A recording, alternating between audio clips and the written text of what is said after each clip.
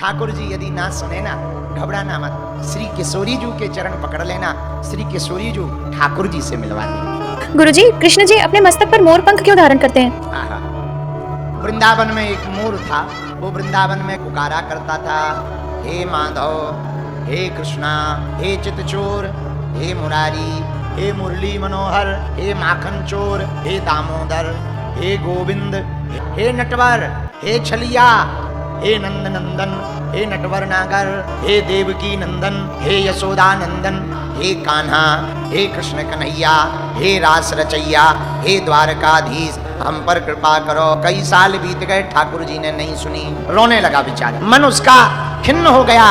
एक महात्मा मिल गए, क्यों रो रहे?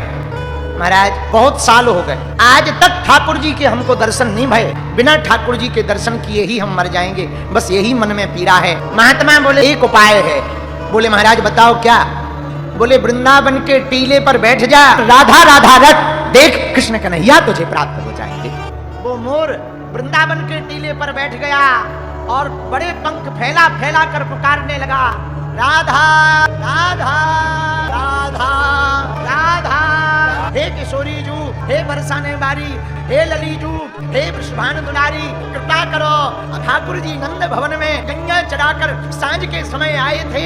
माँ यशोदा मैया मक्खन लेकर के आ रही थी। श्री बांके बिहारी लाल जू के कानों में जब राधा राधा का नाद पहुंचा, ठाकुर जी से रहा नहीं गया, मक्खन का लौंदा किनारे कर दिया।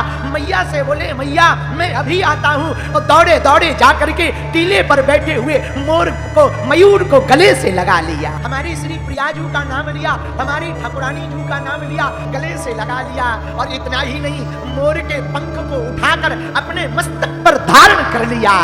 आज के बाद हमारे श्रृंगार में तुम्हारे मोर का पंख हमेशा हमारे मस्तक पर रहेगा। कृष्ण